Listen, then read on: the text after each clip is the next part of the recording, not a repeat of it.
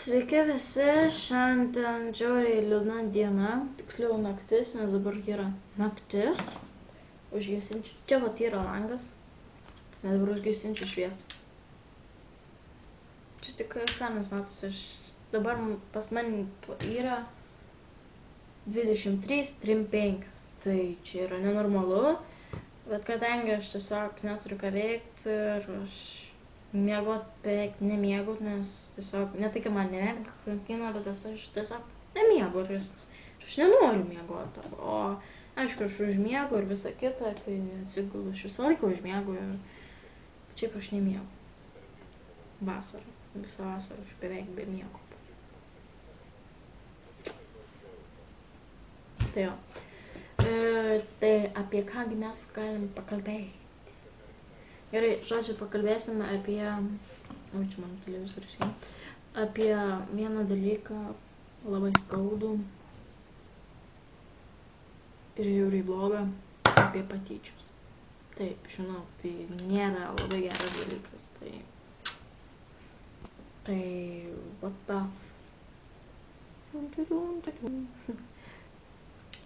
tai va, patyčios.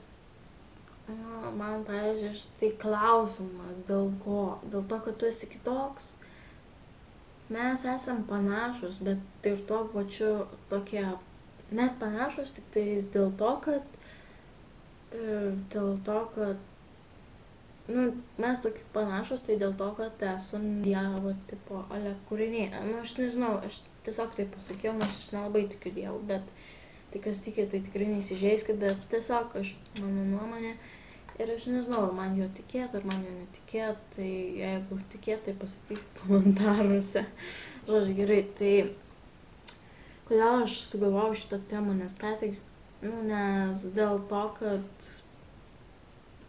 žiūrėjau filmukų daug, tiesiog mėgau žaisti ten su žaisliukais, berniukiškais, ten mašinom ir visa kita. Aš irgi vaikystėje anksčiau žaisdavom su mašinom, bet tai iš manęs nieks nesityčiodavo nei darželį, nei mokyklai, iki 7 metų. Kai mano, kaip 1 klasės ten kažkur tai buvo ir 1 klasė dar šiek tiek žaidžiau. Buvau atsinešus Lego tokį kaip robotą, aš nežinau, ten Korėjos ir taip pasakiau, kad ten mano tėtus. Tai buvo berniukiškas dalykas, bet dėl to manęs nieks nesityčio. O va dabar mokykloje dėl kažko iš manęs tyčiojasi. Gal aš tokio patilikau, bet aš... tiksliai, aš 2 klasėje dar su Biblėda žaidžiau, bet tai dar iš tų nelabai tyčiojasi. Aišku, per gimtadienį vieną kartą parašė, nebūk kaip berniukas. Tai aš paskui vos netrenkiau jam į dūdą, norėjau tiksliau. Žodžiu, bet tai iš manęs dabar tyčiojasi, tiesiog bėga nuo manęs, bet aš nežinau dėl ko. Mergaitės nieko, bet berniukai tai laksto nuo manęs, kaip aš nežinau. Ir man visiškai nuspjaut, tegu laksto, aš priemu tai juokais. Aišku, tai gerai kai kurie priema juokais, o kai kurie tai tiesiog skaudina. Ir mane anksčiau skaudindavo, bet mokytoja išsiaiškino ir tiesiog išaiškino. Bliačiu, ką vaiduoklis? Čia šešėlis. Žodžiu, tai paaiškino, kad nieko čia, ne tai, kad nieko, ten sprendėm, paaiškinamas dėl ko, kaip ir visa kita, bet ne tai esmė, žodžiu. Žodžiu, tiesiog norėjau pasakyti, kad geriau nesityčiau, nes tiesiog tu nežinai, kaip tas žmogus jaučiasi, gal jisai taip sušiktai dabar jaučiasi, kad tiesiog neįmanoma užmiršti, tiesiog galvoju, kad tai pats skaudžiausias dalykas. Tai tiesiog aš nežinau, aš pavyzdžiui norėjau savo kaip labai negero pasidaryti dėl patyčių, bet tiesiog kai tėvai sužinojo ir mokytojas sužinojo, man tiesiog išaiškino, kad nesvarbu, ką žmonės sako, svarbiausia, ką tu apie save manai. Jeigu tu savęs nekenti, tai jau geriau tai jau tada tu priemi visą tai, ką ant tave sako. Geriausia tai priimti juokais. Nebent jeigu ten piktybiškai. Tarsi, kai jau visi tave spaudžia, priemi. Tiesiog taip tyčiasi ir fiziškai, ir emociškai.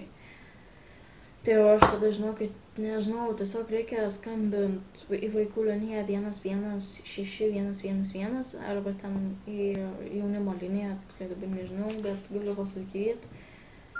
Aš esu pati kreipusis į tą vaikų liniją ir tikrai padeda, žinau, kad įsikalbė ir tiesiog tau taip palengvėja, pasakyti, ant dūšios, kaip, čia taip sakoma.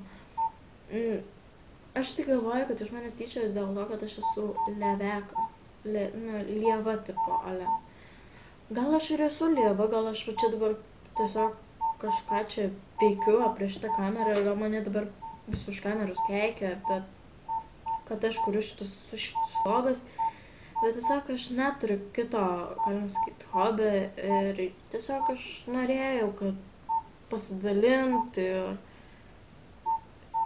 paauglių linija, tai čia, jaunimo, 88 00 2 8888 48 tai galia. Tai jaunimo dar neskambinau, bet į vaikų liniją skambinus esu. Ir kai aš įsikalbėjau, tiesiog atrodo, vis dėlto yra gerų žmonių ir tu galvoji, tiesiog, nežinau, tiesiog jausmas toks nerealus, kad atrodo viskas, dabar viskas bus gerai. Eini į mokyklą, viskas vėl sušiktai. Ir aš tiesiog, nežinau, tiesiog toks jausmas, atrodo, viskas sukniukštytas, bet kai tu, pavyzdžiui, nueini prie tilto, sakykim, ir čia tik tais pavyzdys, aš, pavyzdžiui, taip nedariau, bet aš žinau, ką tai reiškia, nes aš esu sapnavus, kaip aš šoku nuo tilto, tai yra žiauriai baisu ir aš tikrai niekam nepatarčiau tai sapnuoti ir juo labiau patirti. Žodžiu, prieini prie tilto ir galvoji, viskas, aš dabar numirsiu ir man viskas bus po. O tu nepagalvoji apie kitus apie savo tėvus, apie tos draugus, kurie iš tavęs nesityčia, apie mokytoją. Gal mokytoja, aš nežinau, jeigu mokytoja gerai ir jei tiesiog nepohui, tai liuks, bet jeigu ten pohui, tai tada jau Žodžiu, aš tiesiog nenoriu nieko įžeisti, bet aš tiesiog noriu, kad kiti, dabar, kurie žiūrės šitą vlogą, tiesiog, kad nepamirštų, kad nereikia tyčiotis, nes tu nežinai, kaip kitas jaučiasi, kai tu pasityčioji. Gal jisai taip sušiktai dabar jaučiasi, jis galvoja, nusižudysiu, viskas, bus viskas gerai, viskas okei. Nuo patyčių, nuo skausmo išsilaisvinsiu, ne. Tavo siela tikrai neliks tuščia, ta prasme, ne tai, kad tuščia, bet be skausmo. Jo, taip, jeigu galima pasakyti, tai be skausmo. Tai atleiskit, aš dabar pasiklausau, nes jeigu tada man grįš ir mane užklups, tai čia man bus galas, bet nemanau dėl to, kad man leidžia iki ten, belin kiek tu ten būk, kiek nori per vasarą. Ir mano tėtis leidžia iki 11 būt, bet aš šį kartą biškį padauginu, tai žodžiu, nepasakau, kad greit galėčiau miklinti lovą. Ai, beje, dar noriu kai ką pasakyti. Sveikinu jūs visus su Joniniu. Ir dabar žinokit, kokius bairius. Pas mane dabar ten dega laužas ir aš jums galiu labai laisvai parodyti.